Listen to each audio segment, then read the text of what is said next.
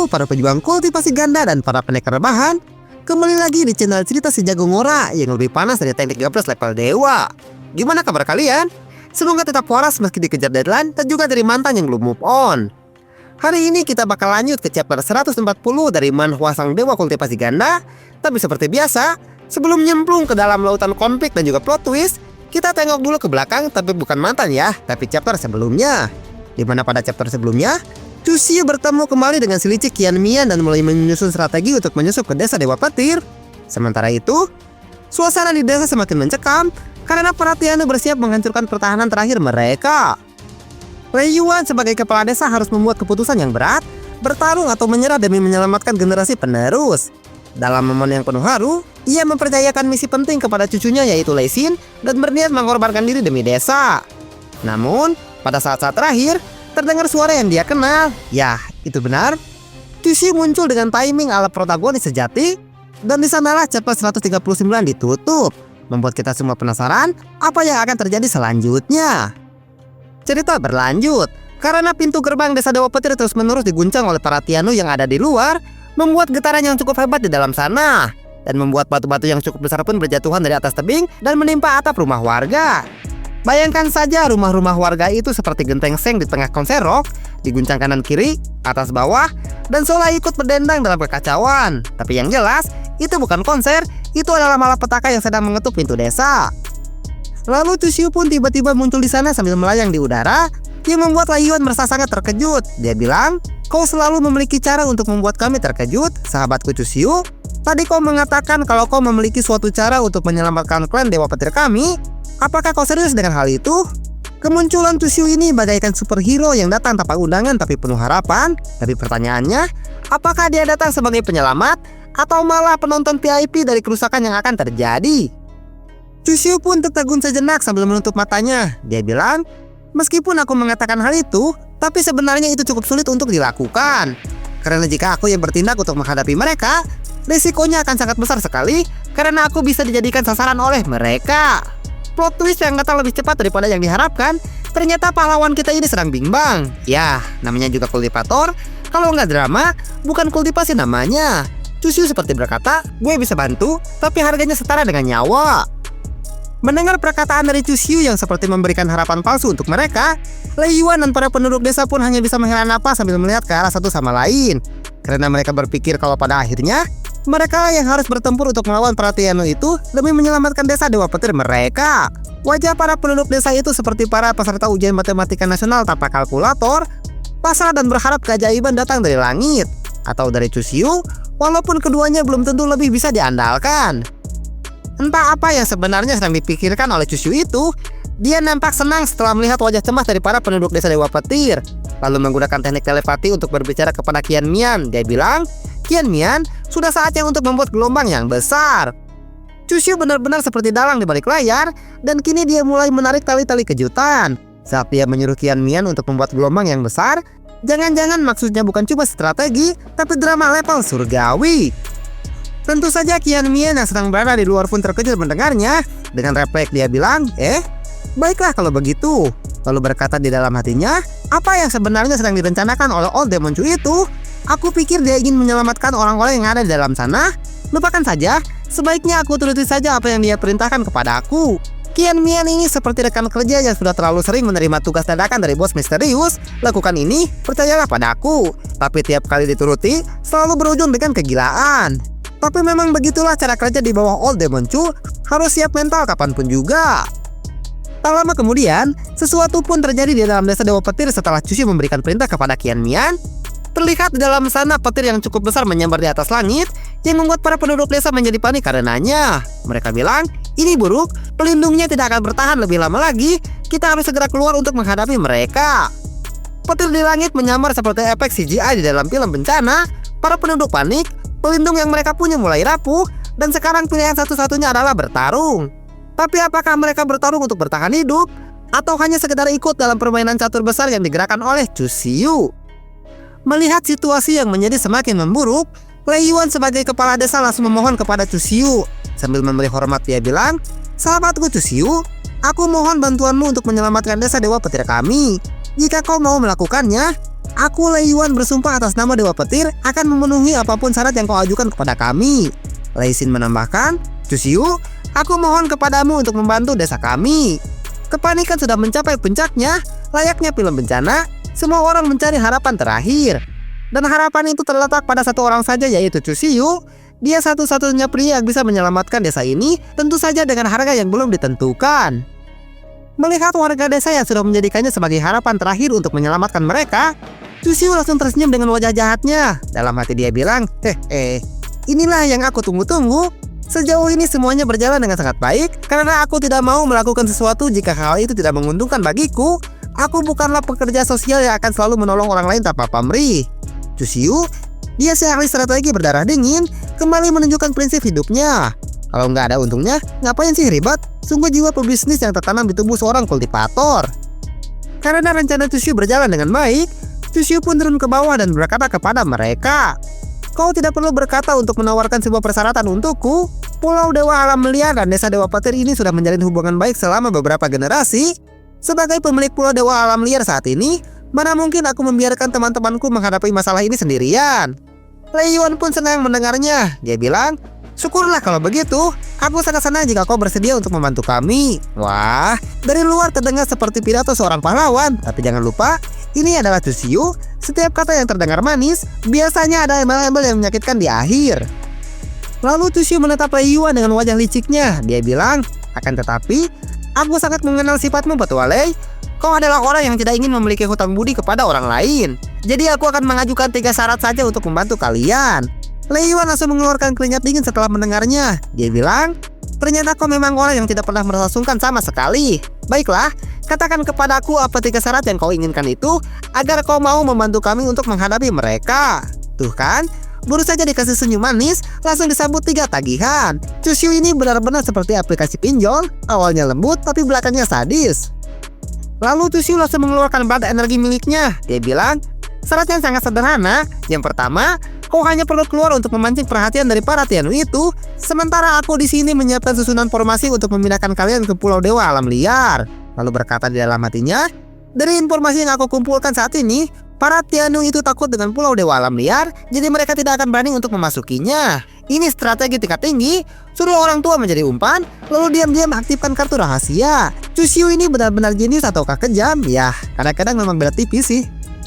Di saat Cusiu sedang menyiapkan susunan formasinya, Qian Mian berkata menggunakan teknik telepati. Dia bilang, oh Demoncu, apa yang sebenarnya kau rencanakan? Sebaiknya kau lebih berhati-hati, karena di luar sini Tianu telah mengirimkan 2 pasukan yang berada di ranah Raja Suci. Cusiu pun hanya diam saja tanpa menjawab perkataan Qian Mian yang telah memperingatkannya tentang hal itu. Kalau orang normal mungkin udah panik, tapi ini adalah Cusiu, senyum saja sudah cukup baginya. Ini orang makin ditekan makin santai, kayaknya hatinya udah kebal stres sejak lahir. Kemudian, Lei Yuan pun berencana untuk pergi keluar dan memancing perhatian dari para Tianu, seperti yang dikatakan oleh Cusiu sebelumnya. Tapi Cusiu langsung menghentikannya. Dia bilang, Petua Lei, kau harus berhati-hati. Aku baru saja merasakan kehadiran 2 orang ranah Raja Suci dari pihak mereka. Cusiu akhirnya menunjukkan sedikit empati, atau mungkin sekedar taktik untuk memastikan umpannya tetap hidup sampai rencana selesai. Begitulah hukum di dunia kultivator, bahkan kata peduli pun tidak ada hitungannya.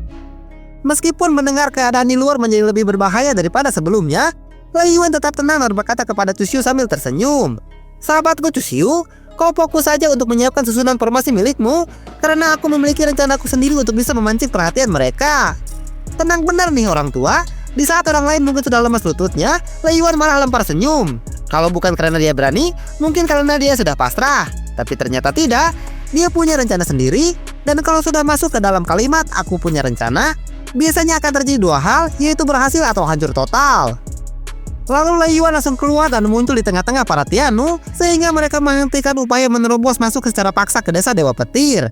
Dan seperti yang dikatakan oleh Qian Mian sebelumnya kepada Cusiu, di sana terdapat 2 orang Tianu di ranah Raja Suci, di mana yang satunya adalah Tianu merah, dan yang satunya lagi terlihat seperti seorang manusia yang sedang duduk di pundak Tianu merah tersebut.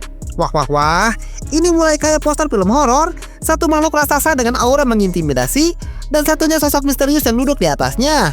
Manis-manis tapi mematikan. Satu sosok jelas terlihat sangat kuat, dan yang satunya lagi, kita belum bisa mengetahuinya, tapi jelas dia tidak bisa diremehkan. Setelah Lei Yuan melihatnya dengan jelas, Sosok Rana Raja Suci yang satunya memiliki wujud seperti seorang gadis kecil, berbeda dengan Tiano yang lainnya yang memiliki wujud seperti monster, karena mereka hanyalah senjata pembunuh yang diciptakan dari esensi kehidupan para kultivator yang telah menjadi korban. Ya ampun, dia gadis kecil, tapi jangan salah, dalam dunia kultivator, makin imut penampilannya biasanya dia makin serem. Kalau dia bukan manusia biasa, berarti dia itu iblis kecil berkekuatan raksasa. Dan yang lebih menakutkan lagi, dia bisa tersenyum sambil membunuh seseorang. Tapi, di saat Lei Yuan sedang mengamatinya dengan seksama, tiba-tiba saja gadis kecil yang sedang duduk di pundak Tiano merah langsung menghilang dari pandangannya. Yang membuat Lei Yuan sangat terkejut dengan hal itu. Dia bilang, "Kemana perginya gadis kecil itu? Apakah dia sedang menggunakan teknik kamuflase untuk melancarkan serangan mendadak?" Pada detik itu juga seluruh naluri bertarung Lei Yuan aktif. Hilang di tengah pertarungan, itu bukan pertanda yang baik. Itu adalah pertanda akan ada kepala yang melayang dalam waktu 5 detik ke depan. Dengan asumsi seperti itu, Lei Yuan tidak tinggal diam saja dan langsung mengeluarkan senjata magis miliknya. Dia bilang, "Trik murahan seperti itu tidak akan mempan kepadaku yang sudah memiliki pengalaman pertempuran yang tidak terhitung jumlahnya. Jika kau tidak mau menunjukkan diri, aku hanya perlu mengeluarkan serangan skala area untuk menghancurkan wilayah di sekitar sini." Wah. Kakek satu ini juga gak mau main-main. Gaya bicaranya seperti seorang veteran perang. Kalau nggak tahu musuhnya ada di mana, ya tinggal ratain aja semua tempat. Memang sangat efektif, tapi agak barbar juga ya.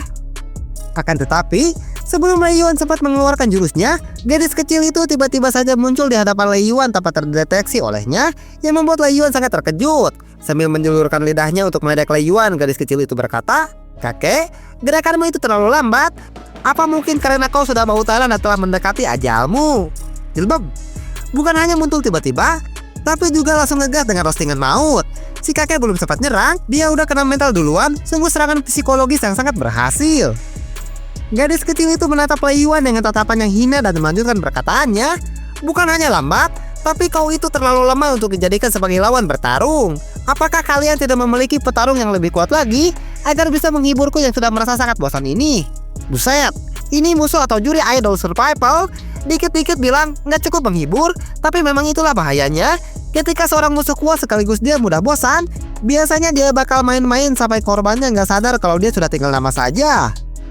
Tanpa banyak berbasa-basi lagi, gadis kecil itu melancarkan sebuah serangan telak kepada Lei Yuan tanpa bisa dihindari olehnya, sehingga tubuh Lei Yuan langsung terpental dan menghantam bebatuan sampai hancur yang membuatnya menjerit kesakitan dengan sangat keras.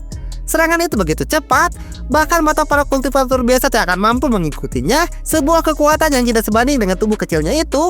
Dentuman keras menggema, batu-batu raksasa runtuh seperti pasir, dan tubuh Lei Yuan tergeletak di antara puing-puing menggambarkan betapa kuatnya lawan yang sedang dihadapinya.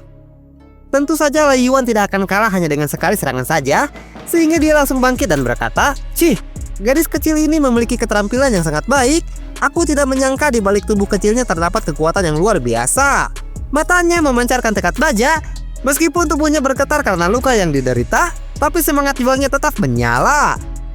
Lalu Lei Yuan langsung menerjang ke arah gadis kecil itu untuk melancarkan serangan balik. Dia bilang, "Jangan berpikir karena kau memiliki wujud sebagai seorang gadis kecil, aku akan bersikap lembut kepadamu.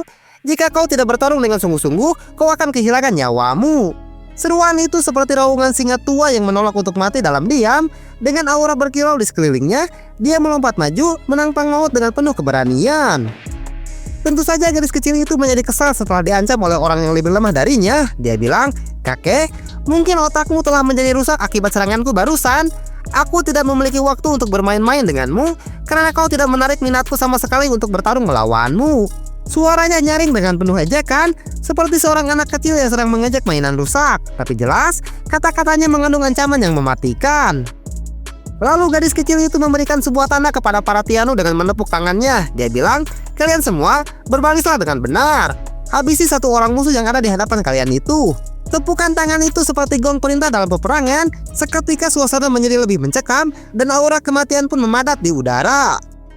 Setelah mendengar perintah dari Tiano yang berwujud seorang gadis kecil itu yang lebih kuat dari mereka, para senjata Tiano langsung berteriak dengan keras dan menerjang ke arah Lei Yuan secara bersamaan, yang membuat Lei Yuan cukup terkejut dengan perubahan rencana dari gadis kecil tersebut. Suara teriakan mereka seperti raungan neraka, tanah bergetar, udara bergemuruh, dan langit seolah menahan napas melihat kekacauan yang akan segera terjadi di sana. Lei Yuan yang sedang terluka oleh serangan dari gadis kecil itu sebelumnya, dia tetap berdiri dengan tegak untuk menghadapi mereka seorang diri. Karena Lei Yuan juga mendengar suara dari Chusyu yang menghubunginya menggunakan teknik telepati, Chusyu bilang, "Petua Lei, bertahanlah sedikit lagi karena susunan formasinya hampir selesai." Mendengar suara itu, mata Lei Yuan menyala kembali. Harapan dan tanggung jawabnya berpadu, menciptakan kekuatan baru dalam hatinya untuk terus bertahan. Melihat wajah Lei Yuan yang saat ini sedang terdesak, gadis kecil itu malah menertawakannya. Dia bilang, "Kakek, kau memiliki nyali yang cukup besar dengan keluar dari dalam sana dan berniat menghadapi kami seorang diri. Sekarang nikmatilah saat-saat terakhirmu. Karena setelah kau mati, aku akan mengirim mereka untuk masuk ke dalam dan menghabisi semua yang ada di sana, agar kau tidak merasa kesepian di alam baka." Tawa kecil itu menggema seperti lonceng kematian, tapi bagi Lei Yuan, ancaman itu hanya membuatnya semakin yakin dia tidak boleh jatuh sebelum waktunya. Sementara itu, para Tianu sudah mengepung Lei Yuan dari berbagai arah dan bersiap untuk menerkamnya, sehingga Lei Yuan tidak memiliki celah untuk bisa meloloskan diri dari mereka. Lei Yuan bilang, "Sepertinya aku hanya bisa sampai sejauh ini saja, tapi selama Chusyu bisa menyelamatkan para penduduk desa, aku bahkan bersedia mengorbankan nyawaku ini demi kelangsungan hidup klan desa Dewa Petir." Sebuah tekad terakhir yang penuh dengan pengorbanan. Di tengah gelombang musuh, seorang pejuang tua berdiri tanpa ragu, siap menukar hidupnya demi masa depan yang lebih baik. Di saat Lei Yuan sudah merasa putus asa dan mengerahkan apa yang dia bisa untuk menarik perhatian para Tianu, Chusyu akhirnya bisa menyelesaikan susunan formasinya tepat waktu. Dia bilang, "Semua persiapannya sudah selesai, Petua Lei. Maaf karena telah membuatmu menunggu lebih lama." Detik itu juga, pancaran cahaya dari simbol-simbol formasi mulai memancar di udara. Chusyu berdiri tegak di tengah-tengah formasi yang menyala itu. Wajahnya sangat serius dan penuh dengan keyakinan. Di tengah kekacauan dan juga tekanan, akhirnya harapan mulai menampakkan sinarnya. Di dalam desa Dewa Petir, terlihat para penduduk desa sudah berkumpul di dalam susunan formasi yang diciptakan oleh Chusyu. Karena Chusyu berniat untuk memindahkan mereka ke Pulau Dewa Alam Liar untuk menyelamatkan mereka dari para Tianu yang sedang berada di luar. Anak-anak berpegangan erat dengan orang tua mereka. Wajah-wajah ketakutan perlahan berubah menjadi penuh harap. Formasi itu bukan hanya susunan simbol, tapi lambang dari keselamatan yang mereka tunggu-tunggu. Sementara itu, tepat sesaat sebelum para Tianu berhasil menerkam Lei Yuan, tiba-tiba tubuhnya dialiri oleh energi spiritual aneh yang membuatnya sangat terkejut. Dia bilang, apa ini? Apakah ini adalah energi spiritual dari teknik susunan formasi milik Chusyu?" Energi itu mengalir seperti gelombang petir yang menyambar saraf-saraf tubuhnya. Dia terkejut, namun dalam sekejap dia menyadari ini adalah harapan terakhirnya. Lalu tubuh Lei Yuan pun menghilang dari sana dalam sekejap, sebelum para Tianu sempat untuk meraihnya, yang membuat mereka yang tidak memiliki kepintaran merasa sangat kebingungan dengan apa yang baru saja terjadi di sana. Para Tianu hanya bisa menatap kosong. Raungan mereka seketika berubah menjadi kekacauan. Mereka telah kehilangan mangsanya dalam satu detik yang menentukan. Qian Mian yang melihatnya pun juga merasa sangat terkejut dan berkata di dalam hatinya, "Old Demon Chu itu benar-benar sangat hebat. Dia bisa memindahkan seseorang tepat di hadapan hidung para Tianu yang akan segera melahapnya. Sebenarnya, seberapa besar kekuatan yang dimilikinya saat ini?" Qian Mian mengepalkan tangan. Aura Chusyu tidak hanya menakutkan, tapi kini mulai terasa mengancam. Dalam diam, dia mulai menyusun ulang cara pandangnya terhadap lelaki muda itu. Sementara itu di Danau Ilahi di Pulau Dewa Alam Liar, terlihat energi spiritual yang sangat besar tiba-tiba muncul di sana. Setelah Chusyu menggunakan teknik teleportasi yang diaktifkan dari desa Dewa Petir, di mana jarak kedua tempat itu adalah 3 hari perjalanan, yang mengharuskan pengguna teknik teleportasi membutuhkan energi spiritual yang sangat besar untuk bisa melakukan hal itu. Langit di atas danau bergetar, cahaya menyilaukan turun dari langit membentuk pusaran kolosal yang membuat semua makhluk yang berada di pulau itu terdiam, karena mereka tahu sesuatu yang luar biasa sedang terjadi di sana. Para kultivator yang baru saja datang ke sana pun langsung waspada setelah melihatnya. Salah seorang dari mereka bilang, "Jangan panik, mungkin itu adalah kultivator dari benua langit yang telah dikirim kemari." Orang di sebelahnya menambahkan, "Jika dilihat dari besarnya susunan formasi ini, pasti itu adalah orang penting yang memiliki kekuatan luar biasa." Meskipun mereka memiliki senjata, tapi mereka ragu untuk mengangkatnya karena aura kedatangan itu begitu besar hingga membuat nyali mereka menciut. Setelah pusaran energi spiritual itu perlahan menghilang, seorang kultivator tua bisa melihat siapa sebenarnya yang datang ke sana. Dia bilang, "Kalian semua lihatlah, bukankah itu adalah putra suci Taisu? Sepertinya putra suci Taisu telah kembali ke sini." Ucapan itu langsung memecah keheningan dalam sekejap. Tempat itu berubah dari tegang menjadi penuh haru, karena seseorang yang telah lama mereka tunggu, kini telah kembali dengan kekuatan yang jauh lebih besar daripada sebelumnya. Chusyu yang telah berhasil membawa semua penduduk desa Dewa Petir ke sana, dia langsung mendapatkan tepuk tangan dari mereka. Chusyu bilang, Sekarang ikutlah denganku ke mansion utama, karena kita harus menyembuhkan luka-lukamu terlebih dahulu. Sambil memberi hormat, Lei Yuan menjawab, "Terima kasih banyak atas bantuannya wahai pemilik pulau Dewa Alam Liar." Kata-kata Lei Yuan menggema di udara, disaksikan oleh semua mata, yang merupakan sebuah pengakuan bahwa Chushu kini telah menjadi lebih besar daripada sekadar murid, dia adalah pelindung mereka. Mendengar perkataan dari Lei Yuan itu, tentu saja para kultivator yang baru bergabung dan belum mengetahui tentang hal itu menjadi sangat terkejut. Mereka bilang, "Apakah aku tidak salah dengar? Bagaimana bisa Chushu menjadi pemilik pulau Dewa Alam Liar ini?" Temannya menambahkan, "Aku juga barusan mendengar dia mengatakan hal itu. Apa yang sebenarnya sedang terjadi di sini?" Gemuruh pertanyaan mulai memenuhi di udara karena gelar Chushu yang baru itu benar-benar mengguncang semua pemahaman mereka tentang dunia kultivator. Tak lama kemudian, tiba-tiba saja mereka yang ada di sana merasakan tekanan energi spiritual yang sangat besar yang membuat suasana di sana berubah dalam sekejap saja. Langit mulai menggelap, angin berputar seperti badai surgawi, seluruh dunia seolah-olah menahan napas menanti kemunculan sesuatu yang jauh lebih besar.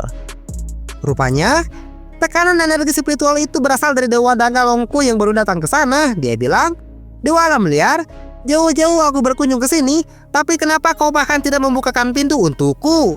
Chushu yang nampak terkejut dengan kedatangan Longku yang tiba-tiba saja datang ke sana, dia langsung terdiam sejenak. Suaranya menggelegar seperti guruh di atas gunung.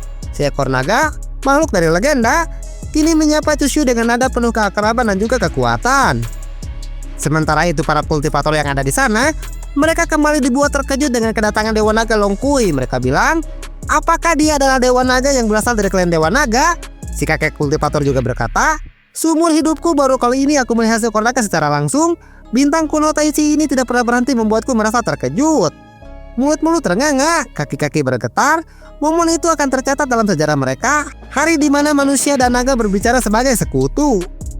Chushu pun menyambut kedatangan Longkui di sana sambil tersenyum. Dia bilang, "Dewa Naga, selamat datang di Pulau Dewa Alam Liar kami."